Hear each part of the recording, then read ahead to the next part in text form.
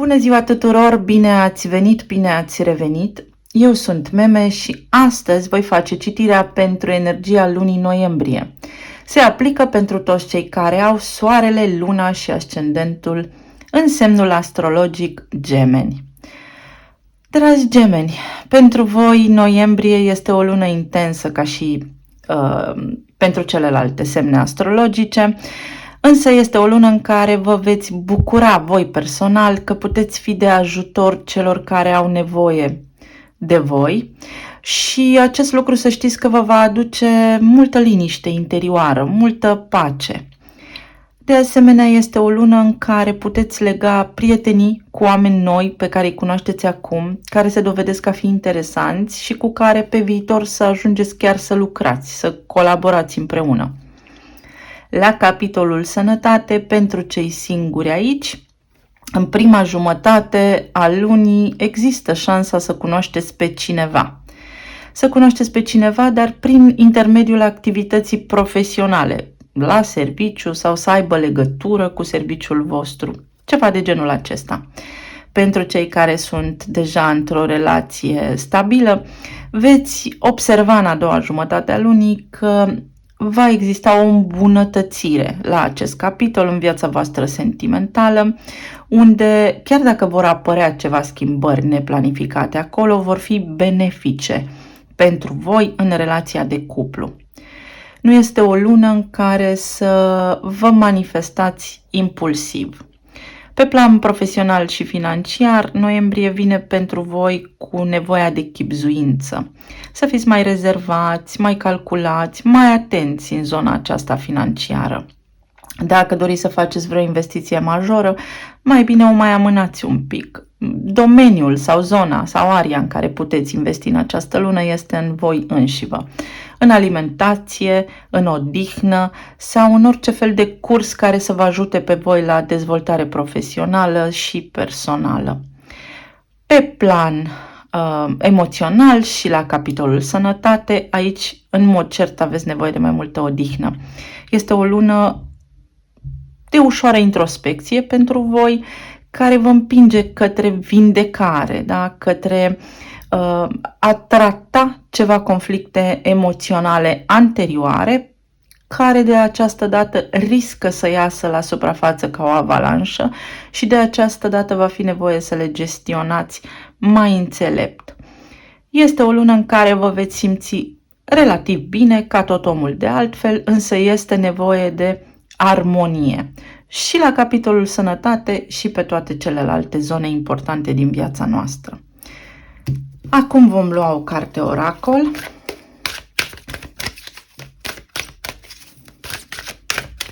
Vedem care este tema. Muzică, ia uite, armonie. Așa cum spuneam, noiembrie este pentru voi, dragi gemeni, o lună în care armonia va fi importantă pe toate planurile. Nici prea, nici foarte. Este o lună destul de compatibilă așa energetic cu voi, mai ales pentru cei care au Mercur, planeta gândirii și a intelectului în semn de apă, în rac. Clar este favorabilă și este o lună în care vă puteți distra destul de mult sau lua lucrurile așa mai ușor, mai detașat.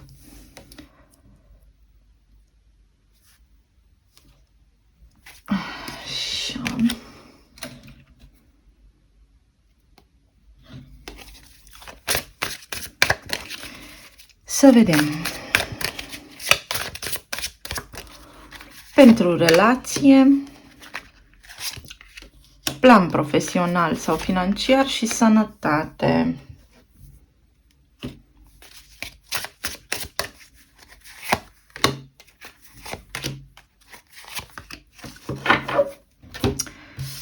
În relație, dragi gemeni, avem două arcane majore, superbe pentru voi. Cumpătarea sau temperanța și puterea. Arhetipul energetic al săgetătorului și al leului va fi important aici pentru voi. să fiți atenți un pic la oamenii cu care interacționați, că s-ar putea să dea busna așa în viața voastră și să aibă cerințe imediate de la voi.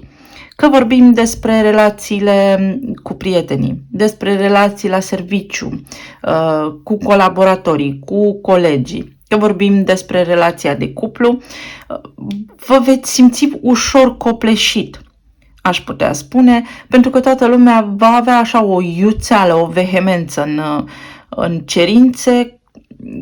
Nu e compatibilă neapărat energia aceasta cu voi. Orice fel de energie de foc, pe voi simțiți că vă domină ușor energetic. Bun, în relația de cuplu aici văd armonie. Așa cum spuneau și previziunile astrale mai devreme în introducere, este o lună de armonie, este o lună în care, iată, conflictele rămân în trecut, în care veți reuși să treceți peste orice provocare, mai mult decât atât o veți rezolva, în caz că apare, foarte înțelept. Dacă sunteți singuri, atunci este o lună în care veți putea lăsa să iasă la suprafață dorința voastră de manifestare a unui partener cinstit, loial și corect. Dacă sunteți într-o relație, dar să spunem în acest moment nu vorbiți, nu aveți niciun fel de contact cu persoana iubită, este o lună în care atât ei cât și voi aveți de ajuns în acest punct și numitor comun al armoniei pentru a putea să vă întâlniți. Vedeți că sunteți aici amândoi cumva în aceeași frecvență a relației, dar fiecare separat caută o împlinire, caută un nivel de înțelegere al sufletului.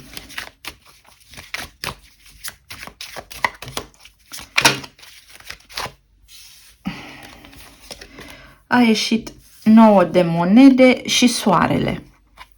Este o lună, dragilor, așa cum spuneam, a introspecției, în care să vă lămuriți voi pe voi de valoarea voastră interioară și să vă regăsiți liniștea interioară. 9 de monede vorbește despre împlinire în relație, despre a oferi posibil ajutor partenerului sau despre a fi în regulă cu un moment de singurătate, dar care nu este singurătate, ci este solitudine, pentru a vă recăpăta strălucirea și pentru a vă atinge potențialul cel mai înalt. Soarele vine cu deznodământ favorabil. Pentru cei singuri puteți cunoaște pe cineva care să nu mai vină către voi cu complicații majore, da? Cineva care este singur și disponibil pentru voi în acest moment, iar pentru cei care sunteți în relație de cuplu stabilă, din nou, veți avea parte și libertate și liniște să vă manifestați eul interior așa cum este el. Partenerul vă va oferi foarte mult sprijin și foarte multă înțelegere aici. Noiembrie este o lună bună pentru voi, dragi gemeni. 9 de bâte vorbește despre acele conflicte interioare anterioare, da, acestei luni, în care ați avut provocări la nivelul relațiilor de orice natură. Dacă aveți certuri sau discuții cu partenerul de viață, cu soțul, soția, iubitul, iubita, pe parcursul întregii luni noiembrie vă veți simți înzecit mai bine, nesperat de bine. Pentru că și ei la rândul lor își vor da seama unde greșesc, ce fac nu greșit, neadecvat, dacă vă acuză pe nedrept și așa mai departe. Este o lună foarte armonioasă pentru voi, dragi gemeni, și este o lună în care să vă simțiți bine și să străluciți. Am văzut aici cartea Îndrăgostiții. Unii dintre voi, dragilor, în relația pe care o aveți, veți avea de luat o decizie.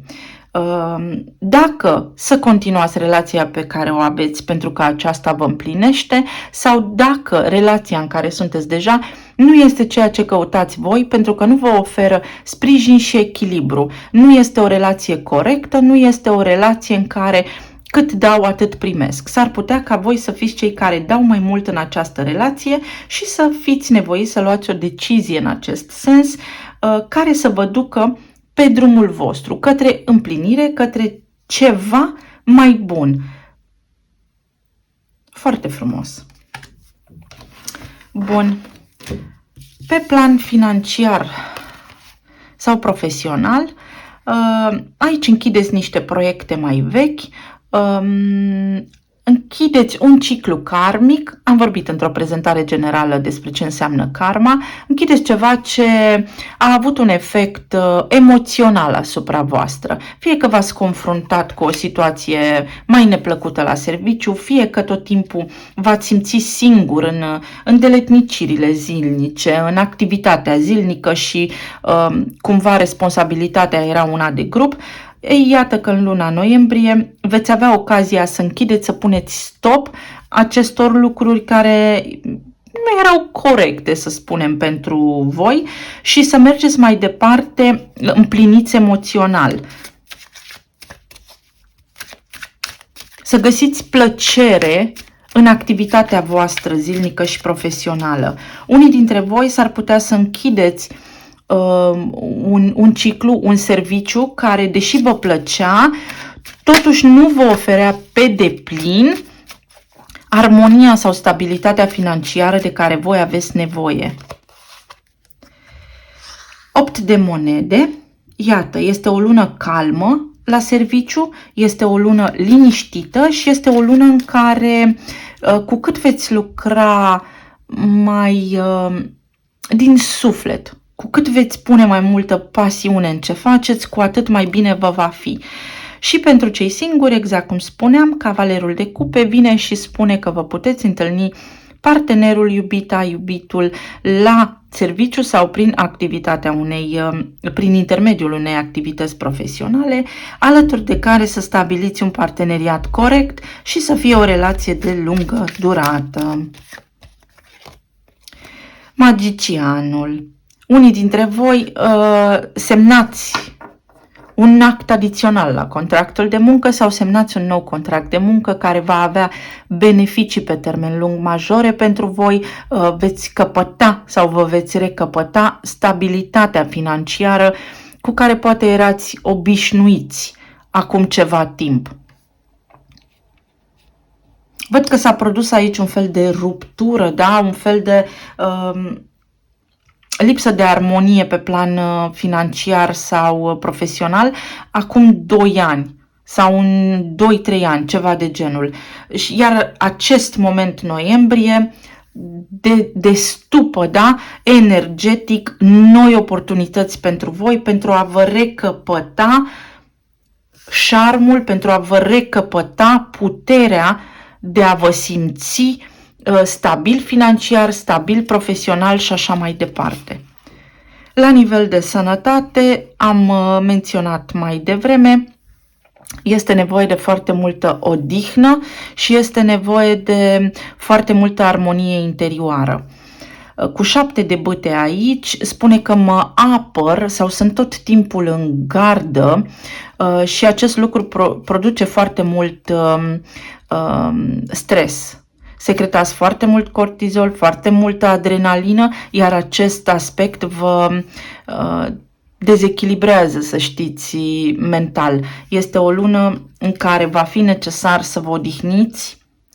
Mintea voastră este iute, mintea voastră umblă mult, voi vă consumați foarte mult, comunicați foarte mult, atenție să nu faceți risipă, da, aici în discuții inutile și fără sens. Este o lună în care va fi necesar să fiți un pic mai înțelepți și acest lucru mai spune că este vremea în sfârșit să aveți grijă de voi și de un regim alimentar sănătos, dar și de odihnă. Să-i lăsați pe alții un pic deoparte ca să vă recăpătați energia și vitalitatea. Și judecata spune că veți lua decizii înțelepte pe parcursul întregii luni pentru starea voastră de bine și pentru bunăstarea voastră interioară. Asul de monede spune că veți reintra în forma voastră cea mai bună. veți putea începe cu acest prilej pe întreg parcursul lunii noiembrie un proces de reinventare, un proces de recăpătare a forței fizice. Vă văd pe unii dintre voi ușor slăbiți și pe unii dintre voi vă văd cumva ignorând sfera sănătății. Și această carte îmi spune că s-ar putea să fie necesar să faceți niște analize medicale, niște investigații de rutină strict pentru a vă asigura că totul funcționează corect și că totul este în parametri normali.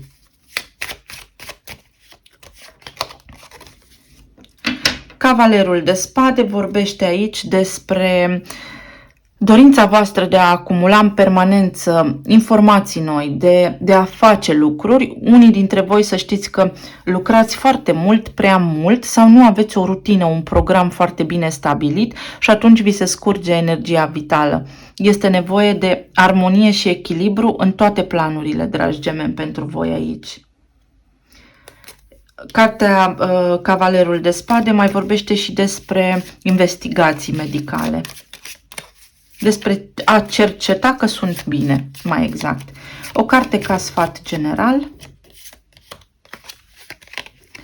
Ceasul. Este o lună în care să vă alocați în primul rând vouă timp. Ora 9 este foarte important aici. Probabil ciclul vostru circadian sau bioritmul vostru funcționează foarte bine la ora 9. Ora 12 fără un sfert, iarăși este importantă și este timpul să vă vindecați de trecut. Ceva din trecutul vostru care are legătură cu 9 luni, 9 ani, da? Ceva ce s-a produs începând cu anul 2013 încoace, are nevoie de un progres. Deci ce ați început prin 2013 are nevoie de progres și de revalidare, reconstrucție, să analizați și să revizuiți puțin aspectele acestea. În tot ceea ce ține de relație, plan financiar și sănătate. Ca semne astrologice la relație, am spus că avem leul și săgetătorul, avem foarte puternică energia de foc, avem gemenii și avem fecioara. La partea profesională avem gemenii din nou, avem racul, fecioara, scorpionul și săgetătorul. Iar la sănătate aici avem energie de aer foarte puternică, toate semnele de pământ, taur, capricorn, fecioară, scorpionul, leul și gemenii. Bun, voi lua niște cearmuri, niște talismane.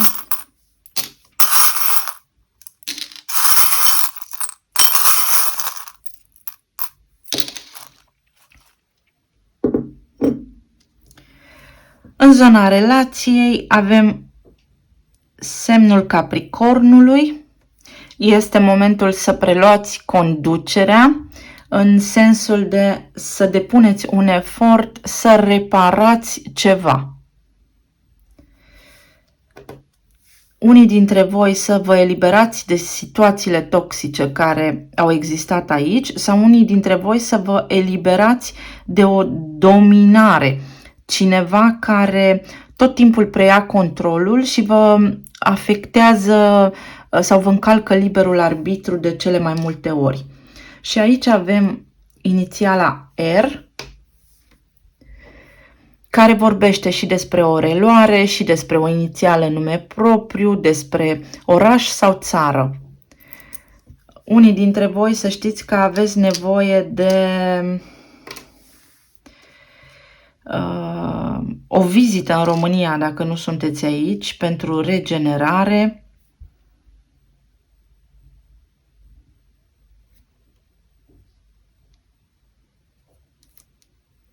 Sau să reluați o discuție cu cineva care credeți că v-a făcut rău pentru a închide acest capitol. La plan financiar avem cifra 5, o schimbare benefică, și ceva ce tot se schimba, deci dacă ați avut parte de instabilitate până acum, aceasta ia sfârșit, inițiala Q.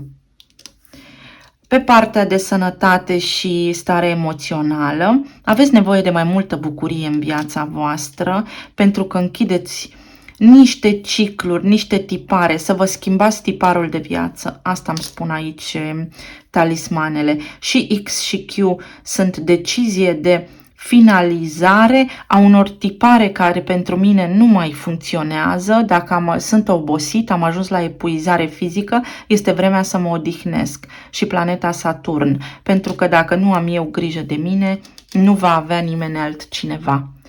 Dragi gemeni, vă doresc o lună noiembrie fabuloasă, să fiți în armonie cu voi și cu sufletul vostru și să aveți multă reușită pe toate planurile. Vă îmbrățișez, la revedere!